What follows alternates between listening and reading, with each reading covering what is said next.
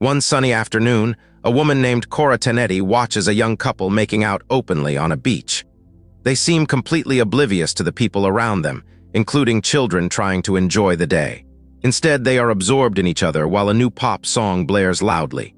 Moments later, Cora stands up, grabs her knife, and stabs the man in the neck, seemingly to ensure he is dead.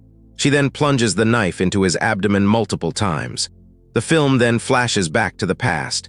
It all begins in upstate New York, where a young woman named Cora Tenetti talks on the phone with a customer. She works alongside her husband Mason and his father at the family's air conditioning business.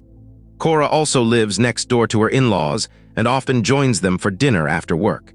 On the surface, her life appears calm and predictable, but beneath this facade, she feels suffocated, almost as if battling untreated depression. This inner turmoil is particularly visible during her Friday night sexual routine, in which she participates only to please her husband. During these encounters, she sometimes experiences haunting visions. Gloomy wallpaper, a little girl saying a Hail Mary, and a ghostly blonde woman in a red dress. It is revealed that Cora grew up in upstate New York surrounded by strict religious zealots. One Saturday afternoon, Cora, Mason, and their toddler, son Lane, visit Lake Minnewa for a relaxing day. The lake is lively with children running around, beer-filled coolers and sand buckets perfect for building castles. Cora swims past the buoys toward the far shore, but suddenly submerges herself as if attempting to drown.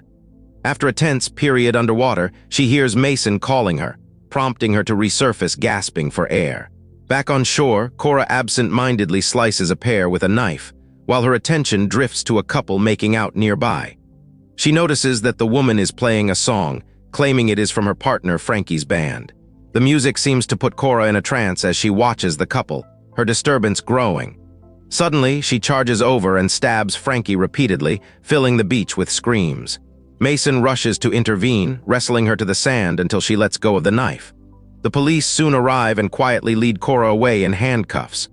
Mason, stunned, sits on the back of an ambulance and turns his face away from his wife, who calls out to him from the police cruiser. Meanwhile, Detective Harry Ambrose is elsewhere, observing a waitress in an alley through binoculars. There's blue blood pulled under two of his bruised fingernails, which he presses into his thumb. By the time Ambrose is called to the lake crime scene, Cora has already confessed. The case appears straightforward, with more than enough eyewitnesses to confirm the events. It's also revealed that her victim was a young doctor named Frankie Belmont. Her mugshot is taken, and Belmont's blood is swabbed from her body. Under police supervision, Cora showers, which triggers a childhood memory. She is saying the Hail Mary with her father, who urges her to include her mother and little sister in the prayers. Although little Cora clearly loves her father, she insists she doesn't want her mother to return. Back in the present, Mason and his parents are shell-shocked by the events. Cora calls him from the station, but he ignores it, letting it go to voicemail. Meanwhile, Ambrose and his partner begin questioning Cora. She has been married for years, both her parents are dead, she has no mental illness history and only occasionally takes sleeping pills. Surprisingly, Cora says she doesn't want a lawyer. The detective presses her on why she would kill a man she had never met, and Cora simply replies that it was because they were playing irritating music. Ambrose struggles to understand such a brutal homicide, noting that women usually kill someone they are intimately involved with. A few days later, Cora is transferred to the local county jail and placed in solitary confinement. She grows increasingly distressed, believing she hears the same song from the beach blasting in her cell. She bangs on the walls and intercom, begging for a sleeping pill. When the guards refuse, she falls to her knees and frantically recites the Hail Mary. The following morning, Detective Ambrose arrives outside the Tenetti household and finds a crowd of reporters with cameras and microphones seeking a sound bite. He makes his way inside and speaks with her family. Mason explains that immediately after the stabbing, Cora went to Frankie's wife, Lee, to comfort her, reassuring her that the attacker is gone. On some level, Cora seems to have believed she was protecting Lee from abuse. Meanwhile, in her cell, Cora revisits another childhood memory. She watches her parents argue before being introduced to her baby sister, Phoebe. The little girl is clearly unwell, with a black and blue cast to her skin. Their mother tells Cora that when she was a baby, she used up all her strength, leaving none for Phoebe. Now they must pray and follow God's commands if they hope to see Phoebe healthy. A few days later, Mason finally visits Cora. She immediately asks about their son, and he reassures her that the boy is fine. He also apologizes for not coming sooner, but Cora tells him none of this is his fault and that he should move on with his life. This makes Mason emotional, and he leaves without saying goodbye to his wife. Meanwhile, Detective Ambrose calls his partner to say he's going to see Lee Belmont. If she can confirm Cora was in a delusional state, the judge might reject a guilty plea, but Ambrose has only hours before her hearing. He later finds Lee sedated in the hospital with her friend Patrick, who witnessed the murder. The two men sit together in the hospital cafeteria, and Ambrose asks Patrick why he didn't try to stop Cora. Mason had run to tackle her, while Patrick barely moved. Patrick explains that he saw Frankie grab Cora's arm after the first stab. Frankie could have stopped her but didn't, as it seemed he recognized her. At the courthouse, Cora pleads guilty to murdering Frankie Belmont. The judge tries to dissuade her, noting she has no criminal record and no clear motive, yet she insists on giving up her right to a trial. Concerned, the judge orders a mental health examination. Afterward, Ambrose visits Cora and asks why she's pleading guilty. He urges her to plead insanity so she can reunite with her family, but Cora replies that she doesn't want that life back, which surprises the detective. Meanwhile, she drifts into a childhood memory where her parents are fighting because her sick sister Phoebe must sleep with them, forcing her father to take a tiny twin bed opposite Cora. Later, Ambrose sits with Lee Belmont, who is exhausted in a hospital gown. She honestly says Frankie never mentioned Cora, but she knew he had an intense connection with a woman years before meeting Lee. Lee recalls that the woman had suffered something traumatic from a life-changing accident. The scene then flashes back to Cora watching a group recite the rosary over Phoebe. One of her aunts, Margaret, sneaks Cora a chocolate bar before she leaves for the city. Later that night, Cora removes thick blankets from a box in her bedroom to reveal a secret trove beneath, containing mascara, nail polish, bracelets, a coin purse, and the chocolate bar. Back in the present, Ambrose presses Cora to reveal any history between her and Frankie. After persistent questioning, she surprises him by saying she first met Frankie on September 3rd. Years earlier, Cora met a man named JD and his friend at Carl's tap room during the 4th of July weekend. They all took pills, drove off to someone's house, and spent the night. She only recalls the orange carpet and a song repeating endlessly. Weeks later, she discovered she was pregnant but didn't know how to contact the man. When she tried tracking him down, she learned JD was a fake name. Raised Catholic, she couldn't tell her parents or consider abortion. Instead, she tried to end her life by stepping in front of a car. She survived with a fractured hip and concussion, but no pregnancy. Detective Ambrose listens closely, but doubts the story adds up. Mason remembers being intimate with Cora. When he attempted oral sex, she panicked and crushed his head between her thighs. In the present, a policewoman questions Mason about JD. He insists Cora never mentioned the name, though it's clear he isn't telling the whole truth. She then informs him that Cora became pregnant after a one-night stand with JD. The revelation shatters Mason. Ambrose sorts through evidence from the crime scene and finds a phone. He asks another officer how to play music on it, then drives to Carl's tap room while listening to Frankie's song. At the bar, he questions the bartender with Cora's photo. She remembers Cora from both the picture and the news, recalling that on July 4th, Cora was drunk, dancing with another girl, and so unsteady she could barely stand. The bartender also recalls a blonde-haired man with them, which puzzles Ambrose since Frankie had black hair. The detective then visits Frankie's parents. They claim they never heard their son use the name JD and reject Cora's account.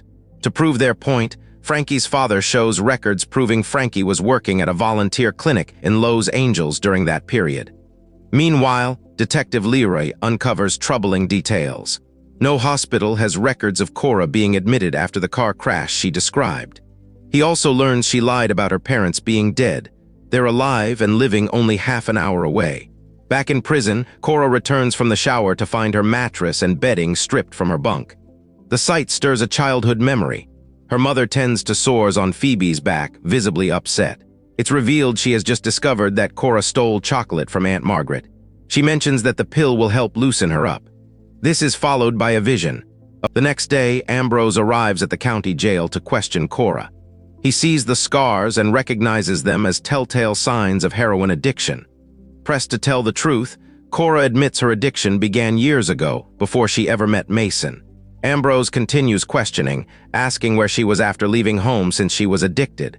He suspects someone must have accompanied her. Cora says she doesn't remember who, but reveals she used to sleep with different men for drugs. She begs Ambrose not to tell Mason, her in-laws, or her son, as they all think the scars are from a childhood infection.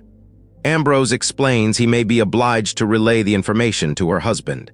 As Ambrose is leaving, a policeman mentions that Cora's Aunt Margaret visited earlier.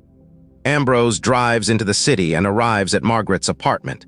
The old lady explains she tried to be close with Cora, but Elizabeth's rude behavior made it difficult. She reveals Cora disappeared for a while in July and resurfaced months later, living with Margaret for a time. Margaret feels guilty for ignoring obvious signs of Cora's distress. Margaret adds that Cora had a mysterious scar on her scalp and regularly suffered nightmares around 3 a.m. Meanwhile, Mason visits Cora at the prison without Lane. It's revealed that Ambrose had questioned him about Cora's drug use. Mason is devastated that she lied to him again. The scene shifts to a flashback. Preteen Cora shares a bedroom with Phoebe. Unlike Cora, Phoebe curses freely and reads scandalous magazines. One night, Phoebe produces a contraband women's magazine she took from a hospital and asks Cora to read an article on foreplay. Elizabeth catches them. Phoebe claims someone left the magazine on the sidewalk, but Cora immediately admits her guilt. As punishment, Elizabeth makes Cora kneel on dry rice and pray in front of a large crucifix. Later, Phoebe picks at Cora's skinned knees and asks why she didn't lie. Cora timidly replies that God would punish them for lying by making Phoebe sick. Her little sister dismisses her fear, assuring her that God isn't listening. That night, the girls sneak wine, crackers, and the enormous crucifix into their bedroom for a mock mass. They lie down next to Jesus and tell him they love him. In the present day, Cora's assigned public defender tells her she might be eligible for parole in a few years. Cora asks if she could change her plea, but the lawyer discourages her, explaining that proving temporary insanity is very difficult and that her family history and past will be thoroughly examined. Ambrose visits the rehabilitation center where Cora had been kept for a while. An employee explains that she got clean easily after weeks of inpatient treatment. Her head wound had been stitched before arrival, and she came in wearing clean clothes, unlike many homeless addicts. A man named Caleb Walker, who left no address or number, had signed her intake form. A few days pass, and Cora's second plea hearing arrives. Her parents are seated in the front row, heightening her nervousness. Detective Ambrose watches as Cora admits to her crimes but doesn't want the case to end. He tracks down Caleb Walker and questions him. Caleb says he spotted Cora passed out on the street, changed her clothes, stitched her wound, and brought her to the nearest rehab center. Meanwhile, Mason meets JD at a bar and questions how he knows Cora. JD immediately insults her and asks if she still likes making out with 3 men at once. Enraged, Mason lunges at JD, and the two fight in the bar. The following day, Ambrose visits the county jail again. He disguises a packet of sugar as drugs and asks Cora to demonstrate how she would inject it. Cora uncaps the needle but quickly loses confidence, clearly unsure of what she's doing. This confirms Ambrose's suspicion. Addicts typically inject in hands or feet before their arms get scarred like Cora's. He asks her how much she remembers from the 2 months between the 4th of July and her rehab admission. Cora admits she only remembers fragments, indicating someone else was forcing her to take the drugs. The familiar, creepy wallpaper sharpens in Cora's mind. She is in a bedroom when a man in a scrub top appears. He wears a terrifying, featureless mask with holes for eyes, nose, and mouth. He addresses Cora by name and asks how she's doing.